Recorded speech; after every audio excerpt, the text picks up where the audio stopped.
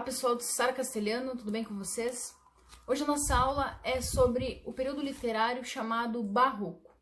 O Barroco é extremamente importante não só na literatura, mas também nas artes plásticas. Para vocês entenderem bem o Barroco, vocês vão precisar compreender um pouco do esquema histórico anterior a essa escola literária. Prestem atenção que eu arrumei um esquemazinho para vocês compreenderem um pouco melhor. Nós vamos ter 3 períodos históricos importantes para compreender a linha de pensamento, como ela se modifica até chegar ao Barroco. Nós vamos ter a Antiguidade Clássica, a Idade Média e o Renascimento. A Antiguidade Clássica ela vai ter um pensamento mais politeísta. Vai haver uma crença em vários deuses, né? Não como nós somos acostumados com a crença em apenas um deus. Na Idade Média, no período medieval, né, diferente, vai haver o trovadorismo. Lembram que nós já estudamos? No trovadorismo, o pensamento será muito teocêntrico, Deus acima de todos, o poder nas mãos do clero e da monarquia, havendo dessa forma uma relação de dependência entre as classes, né? Já que elas dependiam, pois o poder estava nas mãos da monarquia e do clero. E no final da Idade Média vai surgir o humanismo, com muitas ideias filosóficas, sendo embasadas pelas 95 teses de Martinho Lutero, em que ele protestava contra algumas ações que ele não concordava da igreja, como o fato de cobrar indulgência dos fiéis. Então, o Lutero ele vai criar a Reforma Protestante. E o humanismo vai continuar existindo até a troca de períodos. Então, ele vai iniciar na Idade Média e vai ter o seu final no Renascimento. E como nós falamos na aula sobre o humanismo, haverá então uma necessidade de mostrar pensamentos mais antropocêntricos. Só que a partir desses pensamentos antropocêntricos, a igreja vai ter uma reação.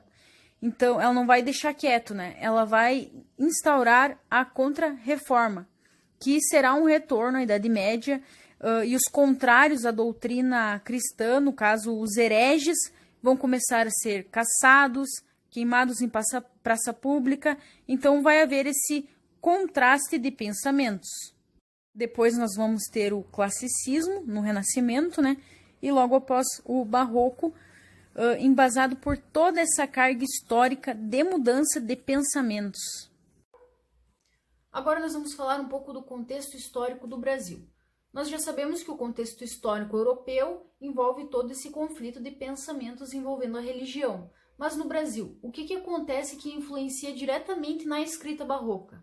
Nós temos 3 elementos muito importantes, que é a Bahia, que na época era a capital do Brasil. Nós vamos ter também o ciclo da cana-de-açúcar, no momento que havia o Barroco, havia esse período de ciclo da cana-de-açúcar, e também vai haver as invasões holandesas. Vocês lembram que a Holanda quase invadiu o Brasil? Mas é no conflito de ideias, reforma protestante contra a reforma, antropocentrismo, teocentrismo, que vai surgir as principais características da escola barroca. Eu vou citar algumas aqui para vocês compreenderem o que vocês normalmente irão encontrar nas produções. Nós vamos ter o conflito entre corpo e alma, que é essa dicotomia de pensar no mesmo assunto com ideias opostas. Deus, diabo, céu, inferno, corpo, alma. Então, isso é algo fundamental que normalmente está, essa dicotomia, né, normalmente está presente nas obras barrocas. Também nós vamos ter o fluir do tempo. O ser humano vai se perguntar muito o que eu estou fazendo, o tempo passa, o tempo não para, e o que eu estou fazendo da minha vida?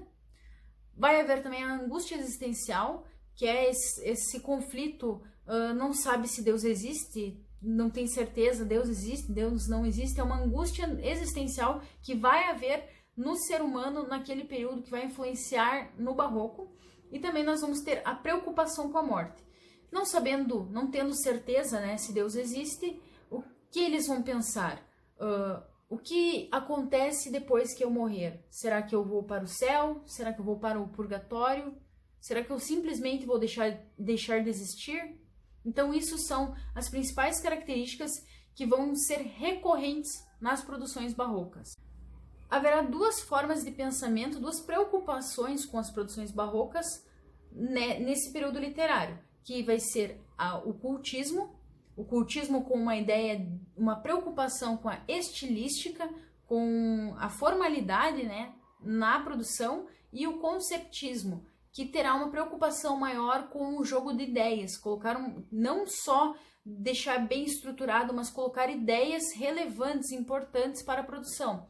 Então lembrem disso, cultismo de culto e conceptismo de concepção. Haverá essas duas preocupações no barroco. Agora eu vou falar do principal nome do barroco no Brasil, que é o Gregório de Matos Guerra, que ficou conhecidíssimo por Boca do Inferno. Mas depois vocês vão entender porque ele recebeu essa alcunha. Antes, eu preciso que vocês marquem que o barroco, o Gregório de Matos, ele vai possuir 3 tipos de poesia, 3 períodos, 3 fases das suas escritas. A primeira fase é a poesia lírica amorosa, a segunda fase é a poesia religiosa e a terceira fase é a poesia satírica. Eu vou mostrar um exemplo de cada uma dessas poesias para vocês compreenderem um pouco melhor. O primeiro exemplo, então, a poesia lírica amorosa. Eu trouxe um trecho do poema intitulado A Dona Ângela e eu vou ler um pedacinho para vocês, prestem atenção. Anjo no nome, angélica na cara, isso é ser flor e anjo juntamente. Ser angélica flor e anjo florente, em quem senão em vós se uniformaram? Notem, pessoal, ele está enaltecendo uma mulher que ele gosta, tá? Comparando ela a um anjo, né? Basicamente isso, a lírica amorosa vai ser o enaltecimento de um ser amado. Depois nós vamos ter a religiosa. A poesia religiosa ela é muito importante porque ela traz bem essa ideia de religião, né? Que o barroco tem. E ela estará estreitamente relacionada a um pedido de perdão. No barroco, os seres humanos vão saber que eles são pecadores e eles vão ver na poesia uma oportunidade de demonstrar arrependimento. Além disso, a poesia religiosa também serve para o enaltecimento de Deus.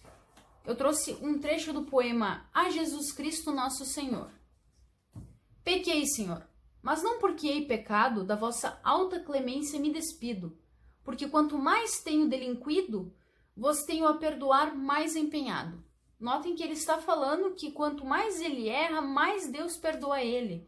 Ele está enaltecendo Deus, mostrando como Deus é um ser bom. E exatamente isso a poesia religiosa vai trazer. Esse enaltecimento de Deus e esses pedidos de desculpa do ser humano por saber que são seres pecadores.